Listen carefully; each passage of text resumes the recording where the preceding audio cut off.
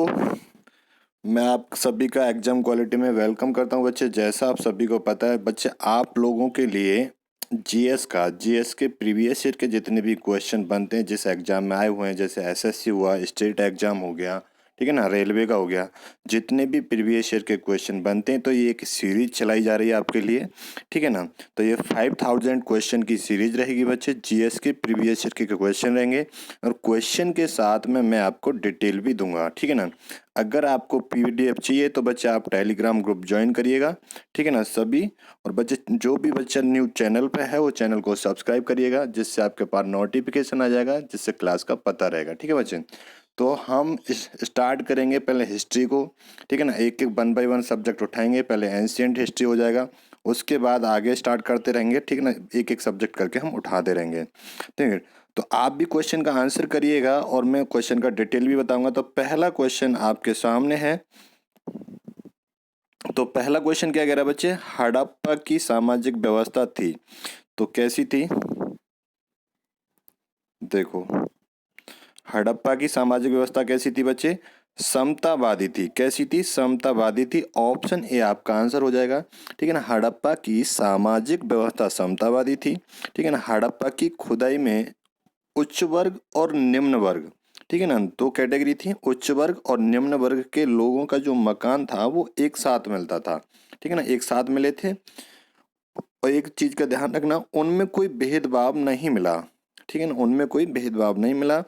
समाज में लोगों का विभाजन तो था परंतु भेदभाव नहीं था, ये ध्यान रखेंगे। तो ऑप्शन ए आपका आंसर हो जाएगा, ठीक है बच्चे। नेक्स्ट क्वेश्चन चलेंगे। अगला क्वेश्चन, क्वेश्चन नंबर 2, सभी को आंसर करना है बच्चे और वीडियो को शेयर करिएगा।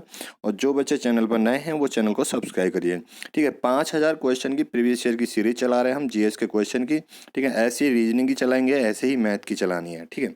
तो आप वीडियो को ज़्यादा से ज़्यादा शेयर करना है बच्चे। अगला क्वेश्चन, कौन सा कथन हड़प्पा सभ्यता के लिए सही है?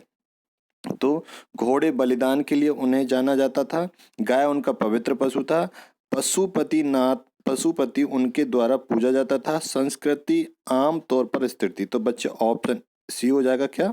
ऑप्शन सी, पशुपति उनके द्वारा पूजा जाता था, ठीक है ना। हड़प्पा सभ्यता के लोग पशुपति शिव की पूजा करते थे, ठीक है। मोहनजोदड़ो में खुदाई के दौरान मुद्रा पर अंकित पशुपतिनाथ शिव की मूर्ति है, क्लियर है ना। मोहनजोदड़ो में खुदाई के दौरान जो मुद्रा पर अंकित पशुपति नाथ शिव की मूर्ति है, उनके धार्मिक जीवन में पशुपतिनाथ का विशेष महत्व था, ठीक है ना, जिन्हें आधुनिक शिव का आदि रूप भी कहा जाता है, क्लियर है। ऑप्शन सी आपका आंसर हो जाएगा। नेक्स्ट क्वेश्चन चलेंगे बच्चे। अगला क्वेश्चन, क्वेश्चन नंबर 3 का आंसर करना है सभी को। और जो बच्चे चैनल पर नए हैं वो वीडियो को शेयर करते रहिएगा। और ये हमारी 5000 क्वेश्चन की जीएस की टेस्ट सीरीज चल रही है। प्रीवियस ईयर के क्वेश्चन ही रहेंगे इसमें, ठीक है। चलो अगले क्वेश्चन पे, निम्न में से कौन सी चीज सिंधु घाटी की खुदाई में वाणिज्यिक और आर्थिक विकास का घोतक है? मिट्टी के बर्तन या मोहरें या नाव या घर? तो बच्चे देखो, खुदाई में वाणिज्यिक और आर्थिक विकास का घोतक मानी जाती हैं तो वो चीजें क्या थी? मोहरें थी। ऑप्शन बी आपका आंसर हो जाएगा, मोहरें, ठीक है। देखो, सिंधु घाटी की खुदाई में मोहरें वाणिज्यिक और आर्थिक विकास का घोतक हैं, ठीक है ना। और सिंधु में बच्चे अब तक 2000 मोहरें प्राप्त की जा चुकी हैं। इनमें लगभग 1200 अकेले कहाँ से? मोहनजोदड़ो से। कहाँ से बच्चे? मोहनजोदड़ो से प्राप्त हुई हैं। मोहरों का निर्माण जो था वो सैलखड़ी में था। किसमें? सैलखड़ी, ठीक है। पूछ लेता है उसका मोहरों का जो निर्माण था किसमें था? सैलखड़ी में था, क्लियर है। तो ये सैलखड़ी में से हुआ था, ठीक है ना। अगर हमें व्यापार का पता लगाना है तो व्यापार का कैसे पता लगा सकते हैं? जैसे तावा राजस्थान की खेतड़ी खानों से आयात किया जाता था। जो तावा था राजस्थान की खेतड़ी खानों से आयात किया जाता था। टिन और चांदी कहाँ से? अफगानिस्तान से आयात किया जाता था। उससे पता चलता, अब देखो इधर लेन देन होगा, अगर ये बाउंड्री है, लेन देन होगा इधर इधर, तो यहाँ क्या पास बनाया जाएगा, और पास बनाने के लिए मोहर लगाई जाएगी। तो जब चांदी का और टिन का आयात करेंगे, हम इंपोर्ट करेंगे अफगानिस्तान से, तो क्या मोहर लग के पास होगा, तो मोहरों से पता चलता है। तो व्यापार सुदृढ़ था, ठीक है ना। और तांबा राजस्थान की खेतड़ी खानों से, और टिन और चांदी अफगानिस्तान से आयात किया जाता था। क्लियर है? अगले क्वेश्चन पे चलेंगे बच्चे, क्वेश्चन नंबर 4। ठीक है बच्चे, सभी को वीडियो को शेयर करना है, ज़्यादा से ज़्यादा शेयर करना है। ये 5000 क्वेश्चन की आपकी टेस्ट सीरीज चल रही है, प्रीवियस ईयर के क्वेश्चन रहेंगे और क्वेश्चन के साथ डिटेल दिया जाएगा बच्चे। ऐसे जीएस का चलाएंगे हम, ऐसे रीजनिंग का, ऐसे मैथ का, ठीक है। तो अगला क्वेश्चन बच्चे, क्वेश्चन में क्या कह रहा है, भारत में सबसे पहले खोजा गया शहर था, क्या था? हड़प्पा, पंजाब, या मोहनजोदड़ो, या सिंध? तो बच्चे भारत में जो सबसे पहला शहर खोजा गया था वो क्या था? हड़प्पा था, ठीक है ना। क्या था? हड़प्पा। तो ध्यान रहे, सिंधु घाटी सभ्यता में खोजा गया सबसे पहला शहर हड़प्पा था। हड़प्पा की खोज सर्वप्रथम विश्व की प्राचीनतम सभ्यताओं में से एक है, ठीक है। ये ध्यान रख लेना, ध्यान रखना बच्चे, पूछ लेता है विश्व की प्राचीनतम सभ्यताओं में से किसकी खोज निम्न में से है, तो सिंधु घाटी सभ्यता आ जाएगी आपकी, ठीक है। कब हुई थी इसकी? 1921 में होगी, 1921 में हुई थी, ठीक है ना। 1921 से वर्तमान तक यानी कि 2000 से ज़्यादा स्थल खोजे जा चुके हैं। 1921 से लेकर अब तक वर्तमान तक 2000 से ज़्यादा इसके स्थल खोजे जा चुके हैं, पूछ लेता है, ठीक है ना।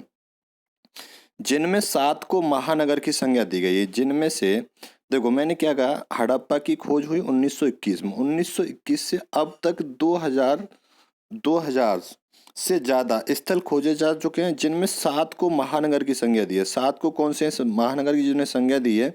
अगर मैं पहला बात करूं तो पहला बच्चे हड़प्पा, और हड़प्पा की खोज किसने करी थी? दयाराम साहनी ने, और कहाँ? रावी नदी के तट पर, ठीक है ना।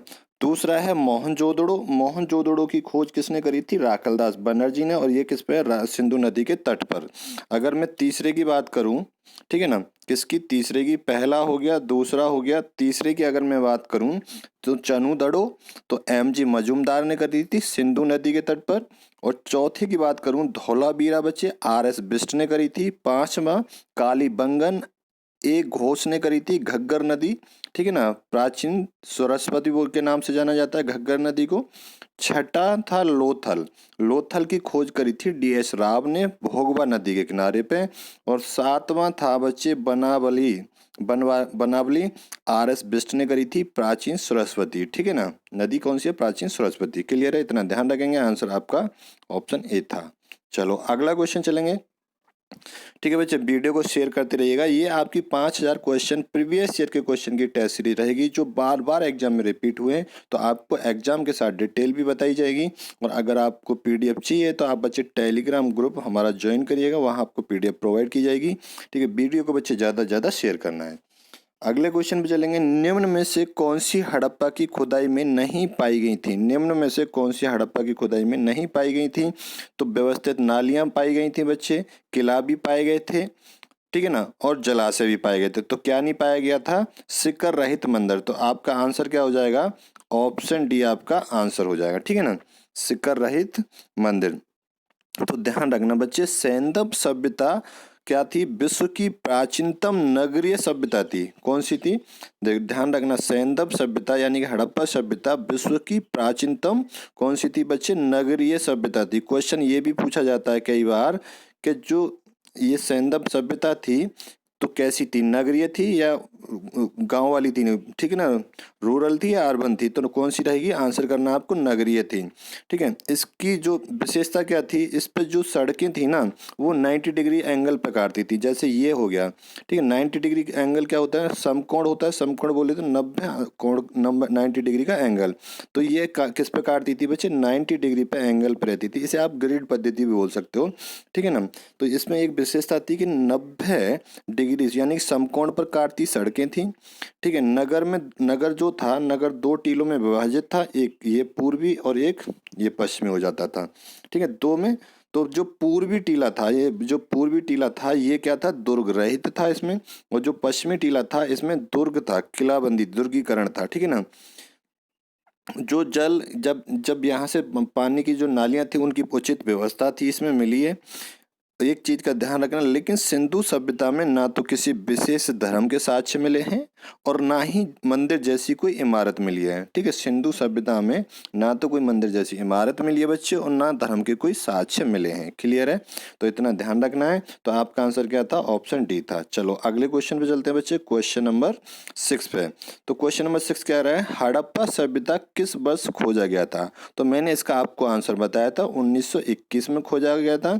किसने खोज करी थी, दयाराम साहनी ने करी थी बच्चे, ठीक है ना, दयाराम साहनी, ठीक है ना, दयाराम साहनी ने करी थी। तो ये आपको ध्यान रखना है, 1921 में करी थी बच्चे। क्लियर है इतना। और ये कहाँ था, रावी नदी के तट पे। तो ये भी ध्यान रखना, कौन सी नदी पूछ लेता, रावी नदी के तट पर था। क्लियर है। अगले क्वेश्चन पे चलेंगे, क्वेश्चन नंबर 6 को सभी का आंसर करना है बच्चे, वीडियो को शेयर करना है। और हम ये 5000 क्वेश्चन की प्रीवियस ईयर की सीरीज चला रहे हैं। इसमें एमसीक्यू रहेगा जो प्रीवियस ईयर में आ चुका है, आपका क्वेश्चन के साथ डिटेल रहेगा। आपको पीडीएफ चाहिए तो आप टेलीग्राम ग्रुप ज्वाइन करिएगा। चलो अगला क्वेश्चन कह रहा है, सिंधु घाटी और आज की हिंदू धर्म के प्राचीन संस्कृति के बीच जैविक संबंध किस पूजा से साबित होता है। पशुपति इंद्र और देवी माँ, या पत्थर वृक्ष और जानवर, या विष्णु और शक्ति, या शिव और शक्ति। तो बच्चे वो होता है ऑप्शन बी से, पत्थर वृक्ष और जानवर से, ठीक है। तो सिंधु घाटी और आज की हिंदू धर्म की जो प्राचीन संस्कृति के बीच जो जैविक संबंध है वो किससे है, पत्थर वृक्ष और जानवर के पूजा से साबित होता है। क्लियर, ऑप्शन बी आपका आंसर हो जाएगा। नेक्स्ट क्वेश्चन चलेंगे बच्चे, क्वेश्चन नंबर 8। आप भी आंसर करा करो, कोशिश करा करो, ठीक है ना। और एक चीज ध्यान रखना, ये प्रीवियस ईयर के क्वेश्चन रहेंगे। 5000 क्वेश्चन की हम सीरीज चला रहे हैं और आपको वीडियो को ज़्यादा से ज़्यादा शेयर करना है, ठीक है। और सभी अपना, मैं एक लास्ट में क्वेश्चन दूंगा, उसका आंसर सभी कमेंट बॉक्स में दिया करो, ठीक है।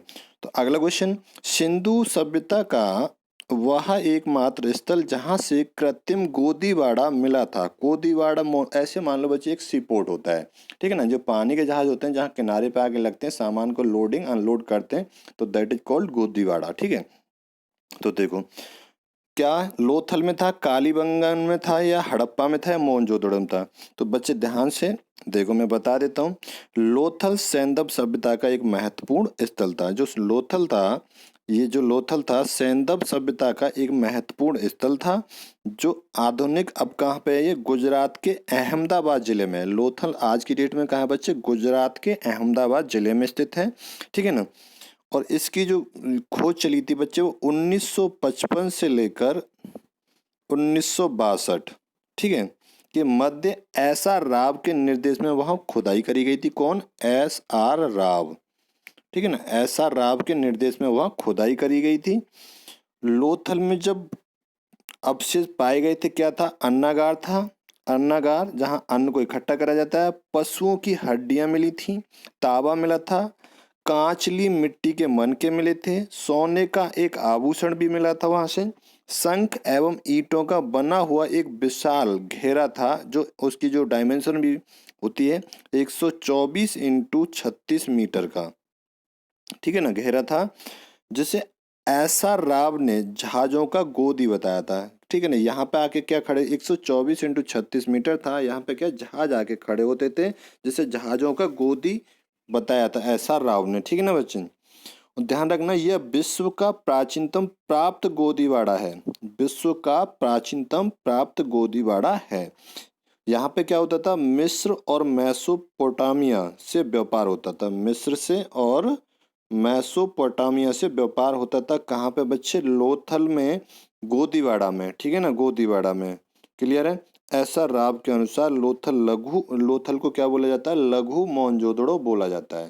तो ध्यान रखेंगे, वो पूछ लेता है लघु मोहनजोदड़ो के नाम से किससे जाना जाता है, तो लोथल को जाना जाता है, ठीक है ना। और किसने बोला था, ऐसा राव ने बोला था। क्लियर बच्चे, तो आपका आंसर ऑप्शन ए हो जाएगा। नेक्स्ट क्वेश्चन पे चलेंगे, क्वेश्चन नंबर 9 बच्चे, वीडियो को शेयर करना है। और ये आपकी 5000 क्वेश्चन की टेस्ट सीरीज रहेगी, जिसमें प्रीवियस ईयर के क्वेश्चन रहेंगे और हर सब्जेक्ट को हम कवर करेंगे, ठीक है। चलो अगला क्वेश्चन, निम्नलिखित पालतू जानवरों में से जो सिंधु सभ्यता का टेराकोटा में अनुपस्थित था तो कौन सा था बच्चे? वो थी गाय। क्या थी? गाय थी।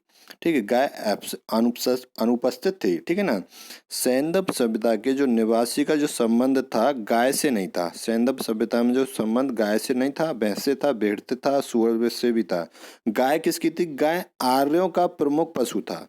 गाय किसका था बच्चे? आर्यों का था। ठीक है ना, आर्यों का प्रमुख पशु व आर्थिक जीवन का आधार था। आर्थिक जीवन बोले तो गाय का दूध भी बेचते थे वो आर्य। ठीक है ना, तो ऑप्शन सी आपका आंसर हो जाएगा। नेक्स्ट क्वेश्चन चलेंगे, क्वेश्चन नंबर 10। ठीक है बच्चे, वीडियो को शेयर करिएगा, ज़्यादा से ज़्यादा शेयर करना है। ऐसे ही हम आपको मैथ के प्रीवियस ईयर के क्वेश्चन, ठीक है ना, और रीजनिंग के कंप्लीट रीजनिंग और जीएस का प्रीवियस ईयर के क्वेश्चन, 5000 क्वेश्चन की टेस्ट सीरीज चल रही है। ठीक है, ये क्वेश्चन हर एग्जाम में रिपीट होते हैं।